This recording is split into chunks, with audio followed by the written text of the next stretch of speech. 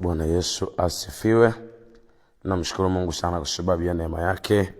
Asubuhi ya leo tena imempendeza tuendelee kuwepo tena juu ya uso wa nchi, lakini tuendelee na ibada zetu hizi. Niombe uniwie radhi mtumishi wa Mungu kwa sababu zilizo nje uwezo, tumechelewa kidogo, lakini yote ni mema. Niwie radhi sababu zilikuwa nje uwezo kabisa, zaidi ya kiufundi. Kwa hiyo naomba uniwie radhi na naomba nimshukuru Mungu tuweze kuendelea. Baba, katika jina la Yesu, asante sana kwa sababu ya neema yako. Ninakushukuru mno Bwana wangu na Baba yangu kwa vile ambavyo Mungu mtakatifu na mwenye haki sana umekuwa pamoja nasi. Bwana, asante kwa vile ambavyo Mungu mtakatifu umetulinda. Asante Bwana kwa kututunza mikononi mwako Bwana hata wakati muda sana dakika hizi tena.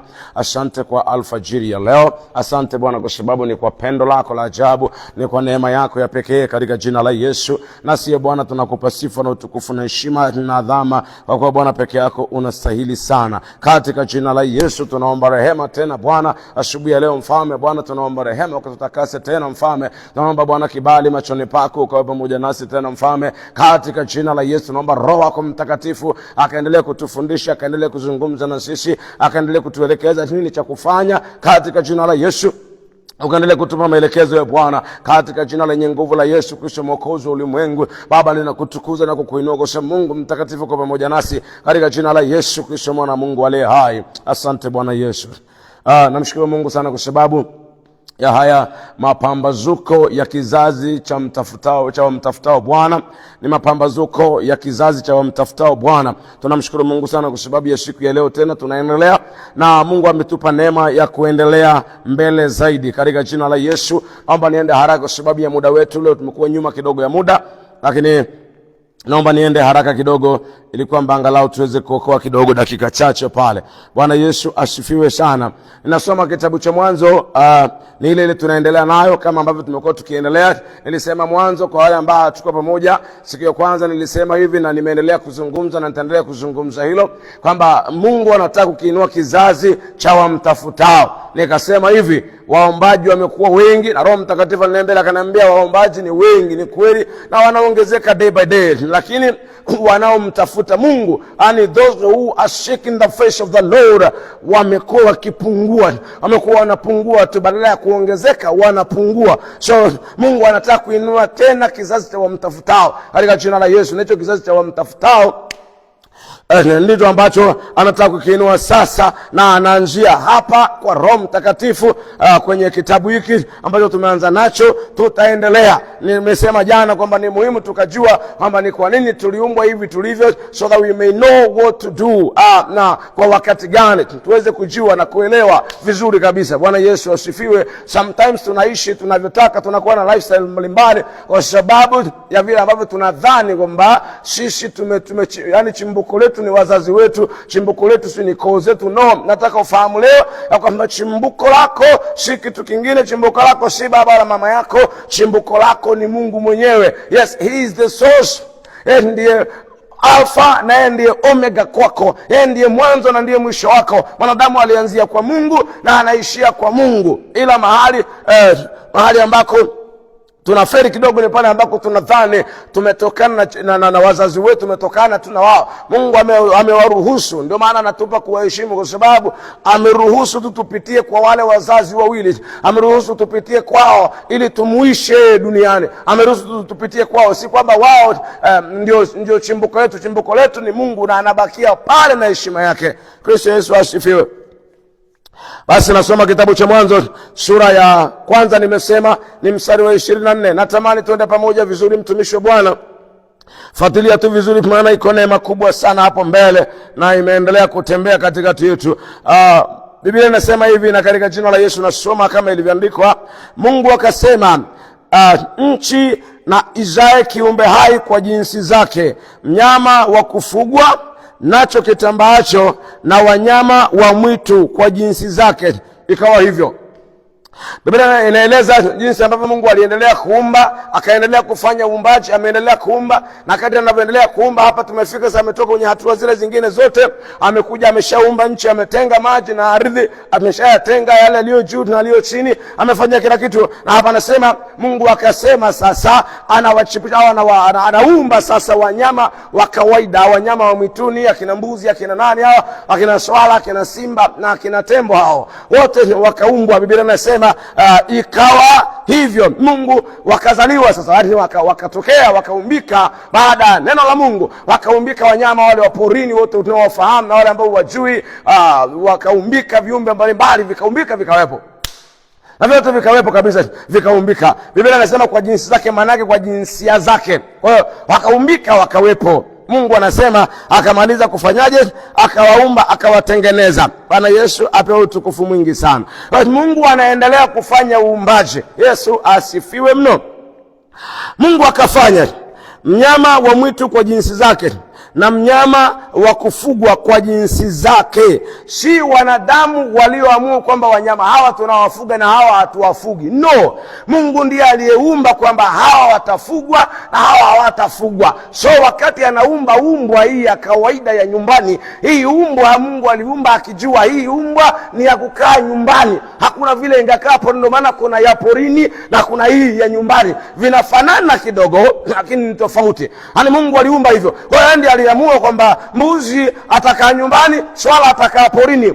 Mungu aliumba hivyo, akaamua kwamba itakuwa hivyo kabisa. Yaani kondoo naye atakaa nyumbani, akaamua nyati atakaa porini na ng'ombe atakaa nyumbani, akaamua hivyo. Ng'ombe atakaa nyumbani, nyumbu atakaa wapi? Serengeti. Na Mungu akaumba, ameamua mwenyewe akafanya hivyo. Kwa sababu gani? Kwa sababu anaendelea na kazi yake nzuri. Bwana Yesu asifiwe. Ili uone kwa nini tumeumbwa hivi tulivyo. Kwa nini una miguu miwili au unatembea? Hata kuku ana miguu miwili lakini hayuko kama wewe. Hata mbuni vile vile lakini hayuko kama wewe. Hata nyani wanadai hosi ni kama anafanana na binadamu lakini si nani yule ile si chimpanzi mnasema. Ndio inawezekana ni kweli, lakini bado still hayuko kama mwanadamu, hayuko kama wewe. Yaani yuko mwanadamu ni unique, hafanani na kiumbe kingine chochote. Yaani kwamba wanajaribu tu kukompea lakini hakuna vile ambavyo anafanana hata fanana. Amebakia kuwa unique. Kwa nini? Naomba uweke mstari kwa hilo neno. Mwanadamu amebakia kuwa unique. Mtu ni unique among the God's creation in the world. Mwanadamu amebakia kuwa unique, alitengenezwa hivyo specially. Haleluya sana. Ametengenezwa hivyo specially, ani awe peke yake hivyo, asifanane na mwingine yeyote. That's why there is no way to communicate among human being and animals. No, there is no way to communicate. Yaani ni kwamba tu utakaa unahisi lakini hamwezi kuzungumza. Hamwezi, hata kama basi angekuwa na lugha ya kuongea, hamwezi mkaelewana. Inawezekana hata wao wanyama wana lugha ya kuelewana, ya kuongea, lakini hamtaelewana wao. Unajua kwa nini? Kwa sababu you are unique. Umeumbwa hivyo kipekee, hivyo ulivyo. Yaani ni kipekee kabisa. Bwana Yesu asifiwe. Ndio maana unaona wanadamu huyu na huyu wanaweza wakafanana lakini wakatofautiana uwezo, wakatofautiana kimtazamo, wakatofautiana. Yaani sikia nikwambie kitu mpendwa mtumishi wa Bwana. Pamoja na kutofautiana kimtazamo na nini na kiuwezo wa kufikiri na vitu kama hivyo, lakini wakisimama pale wawili wanaongea, wanaelewana. Kwa nini? They are unique. Hallelujah. From inside they are unique. Hawafanani na wanyama. Ndio maana huwezi kukuta wanafanya vitu vya tofauti. Yani wao ni unique. Sisi tumeumbwa hivyo kwa kusudi maalum la Mungu. Hatufanani. Ndio maana huwezi kumuita mwanadamu yani yuko hivyo tu. Yani yuko hivyo. Anaweza kuwa na umbo dogo kuliko tembo lakini ameumbwa hivyo. Bwana Yesu apewe utukufu mwingi.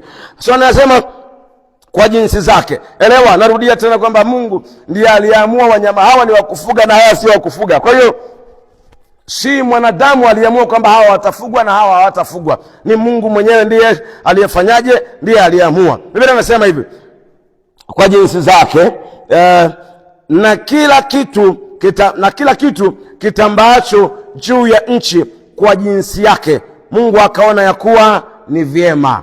Bwana Yesu apewe utukufu mwingi. Sikia, tangu mwanzo tumeanza kusoma. Tangu sura ya kwanza ile mstari wa kwanza tumekuwa tunasoma, tunaangalia, na kadri tunavyosoma kuna mambo mapya yanaendelea kuzaliwa pale. Bwana Yesu asifiwe sana. Na tumeanzia hapo ili upate kutafakari na twende pamoja. Sikia, tumeanzia pale na Biblia inasema Mungu ameumba. Sasa vyote ameviangalia, naona ni vyema, vyote ameviumba vyote. Ukiangalia, ukifuatilia uumbaji wa viumbe wengine, vyote ni kama Mungu sasa amemaliza. Sikia, Mungu ana uumbaji aina mbili. Ngoja niseme tena, Mungu ana uumbaji aina mbili. Wani kuambie tena, Mungu anao uumbaji mara mbili. Naposema mara mbili, yani uumbaji wake ameutenga katika mafungu makubwa mawili. Fungu lile la kwanza, naomba usikie vizuri, Mungu ana uumbaji mara mbili. Fungu la kwanza katika zile mbili, lile fungu la kwanza, fungu hili la kwanza ameumba ni fungu ambalo ni invisible. Na hii Mungu hatuonyeshi jinsi alivyoliform, haonyeshi jinsi ambavyo tumelitengeneza. Kwa lugha nyingine, hana haja ya kutuonyesha kwa sababu halituhusu. Ngoja niseme tena, hana haja ya kutuonyesha kwa sababu halituhusu. Fungu la kwanza, narudia sasa, Mungu anao uumbaji mara mbili. Sehemu ya kwanza, ameumba uumbaji ambao ni invisible, uumbaji usioonekana, na huu hautuhusu, usioonekana kwa macho ya damu na nyama. Huu uumbaji wa kwanza. Lakini ameumba uumbaji wa pili ambao ni visible, ambao ndio huu ambao tumekuwa tukisoma hapa. Huu ndio uumbaji wa pili. Uumbaji wa kwanza, narudia tena, Mungu ameumba ambao ni invisible. Na hapa tumesoma uumbaji ambao ni visible, uumbaji unaoonekana wa duniani. Bwana Yesu asifiwe. Sasa kwa nini ule uumbaji ambao kwa maana ya jeshi la mbinguni, malaika na wengineo hatuoni? Narudia tena, just because haituhusu. Ni kwa sababu hiyo haituhusu, sio yetu, haituhusu. Lakini hii nyingine Mungu amefanya hivyo kwa makusudi, na anatuonyesha jinsi ilivyo kwa makusudi yake. So ni kuombe Mungu akubariki sana kwa asubuhi leo, kwa sababu ya muda wetu. Kesho Bwana akitupa neema tutaendelea, na mimi naomba wakati huu tupate nafasi ya kwenda mbele za Bwana kuomba, hata kama ni kwa dakika hizo chache. Tupate nafasi ya kwenda mbele za Mungu kuomba, hata tukamuombe tena asubuhi ya leo. Naomba hivi, tutaendelea kuomba. Jana tumeanza kuomba Mungu atupe neema ya kuishi kwa lile kusudi ambalo yeye ametuumbia, kile kitu ambacho, yale maisha ambayo Mungu alikuumbia uyaishi hayo katika jina la Yesu. Na ndicho ambacho natamani uelewe katika asubuhi ya leo. Natamani uelewe sana mpendwa, elewa hivi, kila mtu kuna namna ameumbiwa. Sikia, kila mtu kuna njia yake aliyoumbiwa duniani ya kutembelea hata atakapoondoka duniani. Kila binadamu kuna njia ameumbiwa, na binadamu kwa sababu ameumbiwa njia yake, hiyo njia yake ndio imebeba matukio yote ya maisha yake. Wanasema tena, imebeba ile njia ambayo Mungu ameiumba, ndio imebeba maisha yake kwa ujumla. Lile kusudi ambalo kwa ajili ya hilo amekuumba, hilo ndio limebeba maisha yako. Kama hautaliishi hilo, maana yake ni kwamba utakuwa unaishi tofauti. Na uzuri wa kuliishi kusudi la Mungu ni hili, uzuri wake ni huu. Cha kwanza kabisa, unaishi sawa sawa na vile Mungu anavyotaka. This is to say, unampendeza yeye, jambo la kwanza. Na jambo la pili, hiyo ndio imebeba all of your life, imebeba maisha yako yote. Usalama wako uko ndani humo, familia yako iko ndani ya kusudi, kila kitu kiko ndani ya kusudi. Kila kitu kimeumbwa ni ndani ya kusudi, sio kienyeji. Kila kitu kimefichwa humo ndani ile kusudi, kwenye package yako ambayo kwa hiyo umezaliwa nayo, Mungu amekupa kuzaliwa nayo. Hiyo package ambayo Mungu amekupa kuzaliwa nayo, hiyo package hiyo ndio ambayo Mungu amekupa. Ameweka kila kitu humo, kila kitu chako kimewekwa humo. Bwana Yesu asifiwe sana. So ni muhimu sana ya asubuhi ya leo, muombe Mungu, Bwana akupe neema, Bwana anipe neema, tuishi kwenye makusudi yake, tuishi kwenye mpango wake. Naomba tuende mbele za Bwana. Baba, katika jina la Yesu, asante sana kwa sababu ya alfajiri ya leo tena. Asante Bwana Yesu kwa sababu ya pendo lako ile ambalo ni pendo kuu mno, Bwana mabwana. Katika hilo Mfalme, tumeendelea kulindwa na kutunzwa mikononi mwako, kwa sababu kibinadamu kwa akili zetu hatukustahili hata kidogo Mfalme, lakini Bwana kwa neema yako umetupa kuendelea kuwepo, ni kwa makusudi yako tu, mfalme wa amani. Baba, asante kwa sababu ya neema yako tena katika asubuhi ya leo. Mfalme wetu, tumekuja mbele zako Bwana mabwana. Baba, huenda tuliwahi kuishi nje ya makusudi yako, tuliishi vile tunavyotaka wenyewe, tuishi vile ambavyo haikufurahishi, vile ambavyo haikupendezi. Baba, tunakuomba Mungu mtakatifu ya kwamba ukaturehemu Baba, ukatusafishe kabisa Mungu mtakatifu. Bwana wangu na baba yangu, ninakuomba ututakase kabisa Jehova. Baba, ukatusafishe Bwana tena katika asubuhi ya leo. Baba, tumekuja mbele zako Bwana tukiomba ya kwamba Mungu mtakatifu kairejeshe tena neema yako juu yetu. Bwana wangu, tumerejea Baba, tunahitaji kukaa ndani yako Bwana, ukae ndani yetu katika jina la Yesu Kristo mwana Mungu aliye hai. Baba, ukatupe neema Bwana mabwana. Yesu, ninakuomba sana kwamba ukatupe neema Bwana. Baba, tukae ndani yako na ukae ndani yetu Bwana, wala isiwe tu hivi hivi, lakini Jehova tunakuomba ukatupe neema Bwana ya kuishi ndani yako na uishi ndani yetu mfalme, katika jina la Yesu Kristo mwana wa Mungu aliye hai. Baba, ukatupe neema mfalme wetu. Baba, tupe neema ya Bwana katika jina lenye nguvu la Yesu. Baba, ukatupe neema na kutuwezesha. Yesu, turejeshe tena mfalme ile neema yako Bwana iwe juu yetu tena katika asubuhi ya leo mfalme wa utukufu, katika jina la Yesu. Baba, ninakuomba Bwana ukairudishe tena ile neema yako juu yetu mfalme wetu na baba yetu. Turudishe tena Bwana ile neema katika jina lenye nguvu la Yesu. Roho wa Bwana nakuomba Baba, ukatupe neema ya kuishi Bwana Mungu mtakatifu ile utaka Baba, tunaomba ukaturejeshe neema yako mfalme, ukairudishe tena neema yako juu yetu katika jina lenye nguvu la Yesu. Baba, ukaturudishie tena neema yako mfalme katika jina lenye nguvu la Yesu Kristo mwokozi wa ulimwengu Bwana mabwana. Baba, ninakuomba sana ukairejeshe tena neema yako juu yetu Baba, neema yako na irejee juu yetu Bwana mabwana, juu ya wanaume na wanawake alfajiri ya leo haya Bwana, tumeungana katika ibada hii mfalme. Tunaomba Bwana mabwana ya kwamba Mungu mwenye haki Baba, ukaturejeshe tena neema yako mfalme, urudishe tena neema yako Bwana wangu, neema yako na irejee ndani yetu katika jina la Yesu. Asubuhi ya leo Bwana, ikiwa ni tarehe 19 mwezi wa 11 2025, Yesu ninakuomba Bwana ukaturejeshe ile neema yako Bwana katika jina la Yesu. Neema yako na irejee juu yetu kwa jina lenye nguvu la Yesu Kristo mwokozi wa ulimwengu aliye hai. Baba, ninakuomba ukaturejeshe hiyo neema yako tena katika jina lenye nguvu la Yesu. Roho Mtakatifu Bwana, kuomba ukaturejeshe neema yako, ukaturejeshe neema yako Baba, ukaturejeshe neema yako na irudi tena juu yetu mfalme. Baba, tunakuhitaji zaidi kwa jina la Yesu Kristo mwana wa Mungu aliye hai. Baba, ukaturejeshe tena neema yako mfalme. Bwana mabwana, ukatupe hiyo neema Bwana, ukaturejeshe neema yako mfalme katika jina la Yesu Kristo mwana wa Mungu aliye hai.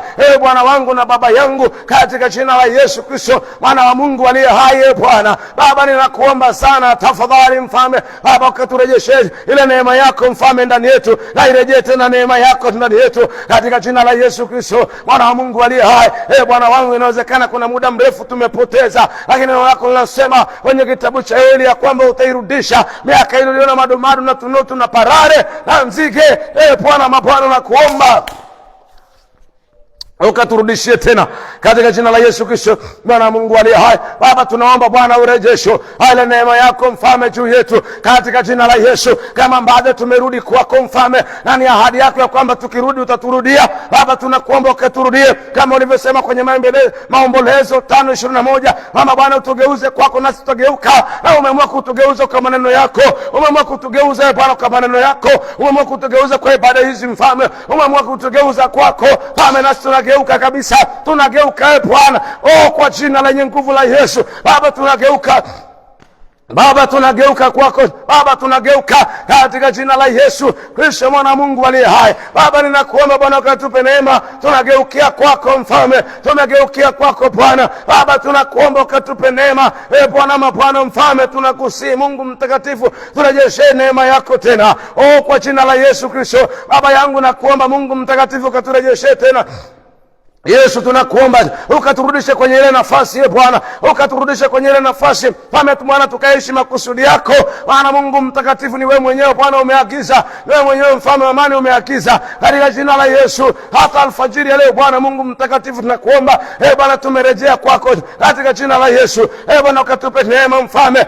Bwana, tumerudi kwako Bwana wangu na baba yangu. Baba, tunaomba mfalme wetu ukatupe neema tena mfalme, turejeshe neema yako Bwana wangu na kibali kibali chako na kiwe juu yetu e Bwana. Mungu mtakatifu, tunakuomba Bwana, kama kuna mahali ambako hatufiti, tutengeneze Bwana, tutengeneze mfalme wa utukufu, tutengeneze Bwana wangu na baba yangu, ukatuunde Bwana, tukupendeze, ufurahishe Bwana kuwepo kwetu, katika jina lenye nguvu la Yesu Kristo, Bwana Mungu aliye hai. Baba yetu na Mungu wetu, nakuomba sana Mungu mtakatifu, katika alfajiri ya leo Bwana wangu, tunaomba neema yako mfalme, tunaomba Bwana Yesu ukaturejeze kwako tena, turejeze kwako Bwana, katika jina lenye nguvu la Yesu. Baba, turejeze kwako Baba, turejeze kwako Bwana mabwana, kama mtu mmoja mmoja tunakuomba turejeze kwako, kama kanisa Bwana Baba, tugeuzie kwako, nasi tutageuka asubuhi ya leo. Tunakuomba Bwana wangu na baba yangu, tutengeneze mfalme Bwana, kama watumishi wako, katika jina la Yesu. Bwana wangu na baba yangu, nakuomba sana kwa jina lenye nguvu la Yesu, kila mmoja ukampe neema Bwana, ukaturudisha, ukatutengeneze Bwana, tufae tena kwa makusudi yako, turejeshe kwenye ile kusudi lako Bwana. Baba, tumerudi, tupe neema Bwana kuyaishi makusudi yako, yale ambayo kwa hayo Bwana ulitumba, yale ambayo kwa hayo mfalme ulitumba, yale ambayo kwa hayo ulimdesign mwanadamu. Nakuomba Mungu mtakatifu, Jehova Bwana wetu Yesu, ukatutengeneze tena katika asubuhi ya leo mfalme Bwana, tukafiti kwenye makusudi yako,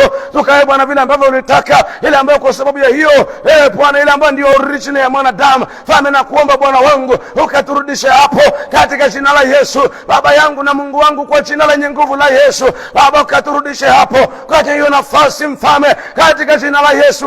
Ila mmoja Bwana ukampe neema ya kurudi kwenye nafasi, ya kurudi kwenye nafasi. Yesu, tupe neema Bwana ya kuishi makusudi yako, kuishi mpango wako duniani Bwana, maana tumejua asubuhi ya leo na tuendelea kujua ya kwamba Bwana, makusudi yako ndio yamebeba maisha yetu yote mfalme. Kuna wakati ambayo inawezekana tunaishi maisha ya tofauti, kwa sababu Bwana tumeishi nje ya makusudi yako. Bwana wangu na baba yangu, kuna mambo mengine inawezekana yanatuumiza, yanatuvunja moyo, sasa tunaishi nje ya makusudi yako. Bwana wangu na baba yangu, nakuomba sana, maana Mungu mtakatifu, Bwana wangu na baba, ninakusihi sana Mungu mtakatifu, Bwana wangu, katupe neema ila moja kulishi kusudi lako Bwana. Baba, katupe neema kuyaishi makusudi yako. Makusudi yako tunamebeba kila kitu katika maisha yetu mfalme, katika jina lenye nguvu la Yesu Kristo, mwana Mungu aliye hai.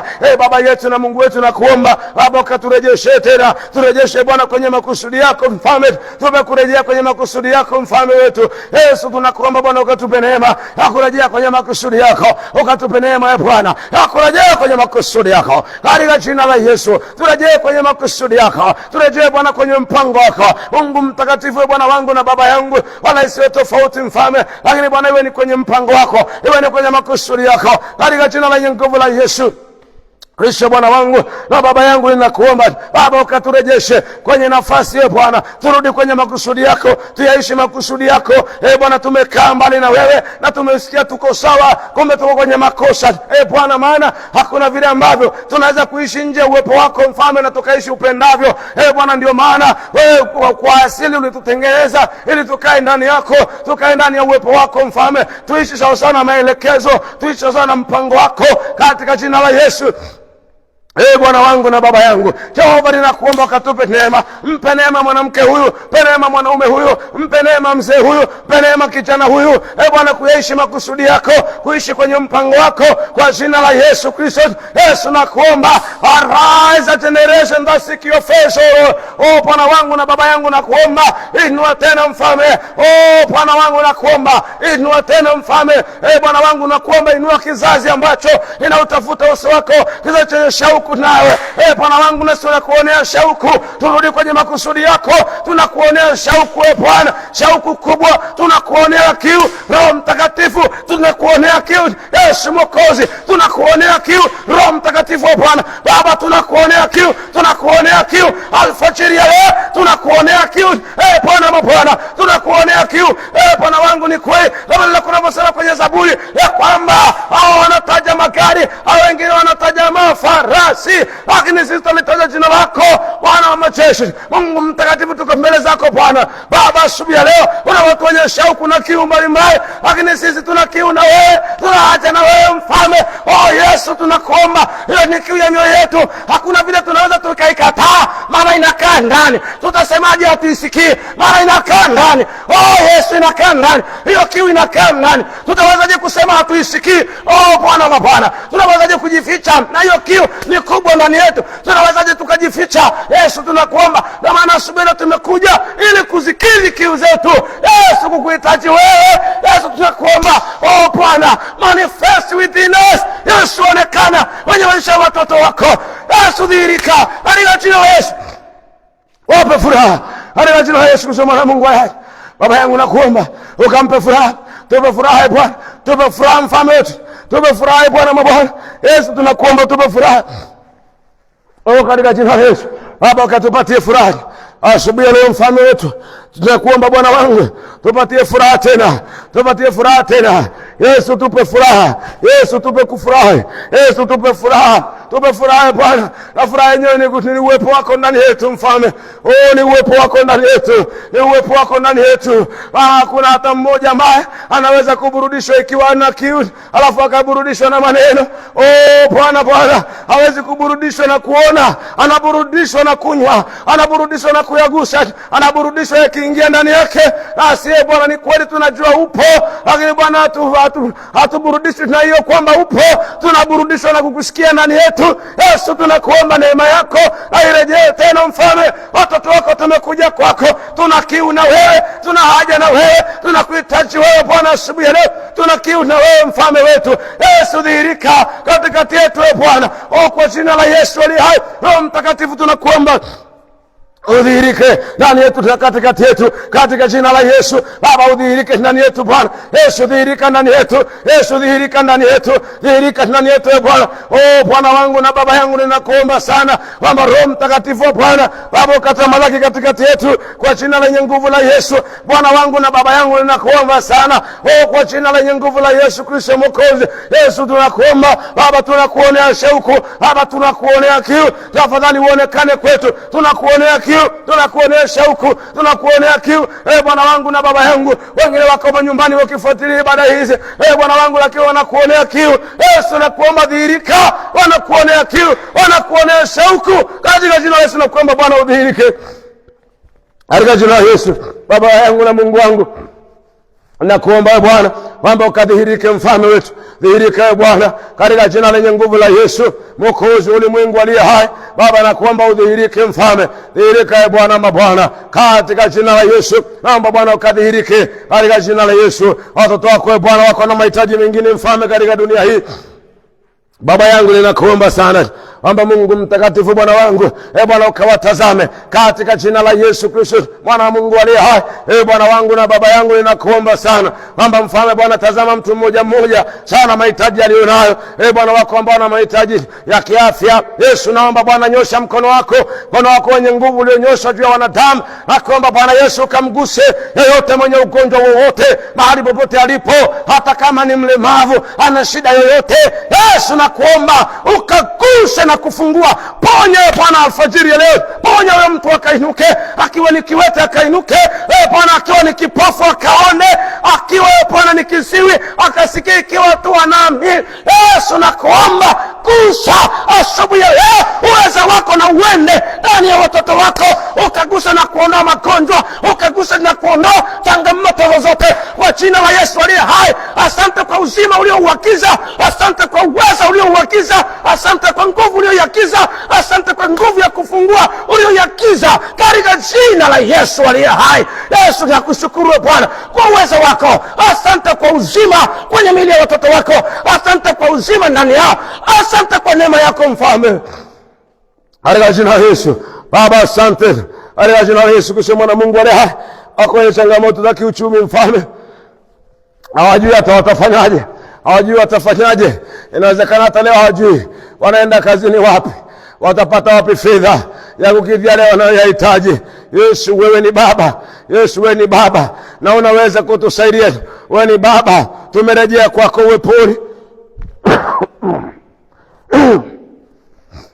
Mungu wangu na Baba yangu, nakuomba sana Mungu mtakatifu Bwana wangu Baba, katika jina la Yesu Mwana wa Mungu aliye hai. Bwana wangu ninakuomba sana kwamba Jehova kadhihirike Bwana, Jehova kadhihirike Mfalme, Jehova kadhihirike Bwana wa Bwana.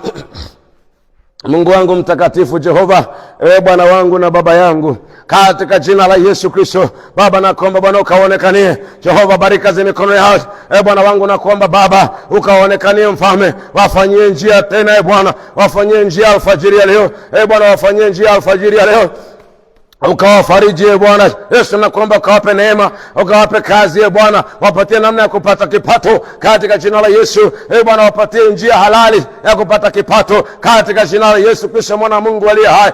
Bwana wangu na Baba yangu, na wengine wanasumbuliwa na nguvu za giza, aina yote ile ya pepo, sahi katika jina la Yesu Kristo mwana Mungu aliye hai, wherever you are, naamuru achia kwa jina la Yesu Kristo mwana Mungu aliye hai, hata na ukuwakie popote ulipo kwa jina la Yesu aliye hai. Roho Mtakatifu naomba tembea ndani yake, fungua kila vifungo, fungua kila vifungo, ondoa kila changamoto, ondoa kila shida hiyo, ikaondoke ndani yake. Huyo pepo aliyekaa ndani yake, haijalishi amekaa muda gani, leo ninawasha moto kwa jina la Yesu. Toka, una mamlaka, toka, achia, pigwa, haribika, toka, achia kwa jina la Yesu Kristo mwana Mungu aliye hai.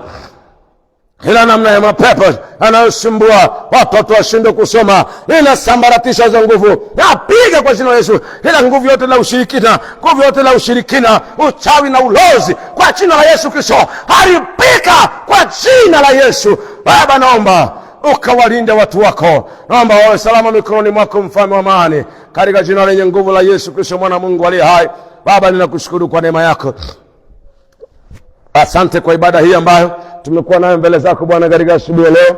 Fatma wetu nakuomba Bwana wangu na Baba yangu, katika jina la Yesu Kristo mwana Mungu aliye hai. Bwana wangu ninaomba sana neema yako Bwana wangu na Baba yangu, katika jina la Yesu, ikatembee na watoto wako tena, itembee nasi Bwana katika asubuhi leo na huduma zingine zote za vipindi vya baadaye. Roho Mtakatifu tunakuhitaji tena, tunaomba neema yako Bwana ukawe pamoja nasi. Roho Mtakatifu katuongoze, kaendelee kuzungumza na sisi katika jina la Yesu Kristo mtakatifu sana, Mungu mwenye haki, Mungu mwenye uweza na mamlaka, in the name of Jesus. Father, we glorify your holy name this morning. Father, we praise your holy name. We thank you, Lord. Thank you for your grace. Thank you for your greatest love. Thank you for everything, Lord, in the name of Jesus. Baba tunakushukuru kwa sababu unafanya, na ni kwa utukufu wa jina lako Mfalme, katika jina lenye nguvu la Yesu Kristo Mwokozi aliye hai. Amen. Basi Mungu akubariki sana mtumishi wa Bwana. Irudie tena kuomba radhi kwamba tuwie radhi, tumechelewa kidogo asubuhi ya leo kuanza ibada, ni kwa sababu ambazo ziko nje ya uwezo wetu, tusamehe sana. Ni kwa sababu ambazo zimekuwa nje ya uwezo wetu, lakini Bwana atatupa neema, haya hayatajirudia tena kwa wakati mwingine. Yesu atatupa neema katika jina la Yesu. Nikuombe Mungu akubariki sana, Bwana akubariki na kukuangazia nuru ya uso wake, Bwana akufadhili, Bwana akufariji. Najua inawezekana uko na huzuni, umekuwa na huzuni kwa muda fulani, umekuwa na uchungu, lakini nataka kuzungumza na wewe ya kwamba sikia, wala usiogope. Bwana anayo faraja, Yesu atakutetea. Inawezekana umepoteza mpendo wako, lakini acha Yesu atakutetea, Yesu atakupigania.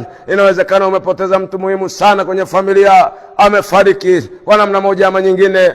Acha nikuambie, Yesu yupo, Yesu yupo, anabakia kwa Mungu. Kila kitu kinachofanyika kwetu bado anabaki kuwa Mungu, haijalishi hata kama kinatuumiza. Mungu akubariki sana. Tembea uweponi mwa Bwana, ishi uweponi mwa Bwana majira yako yote katika dunia hii, in the name of Jesus. Amen.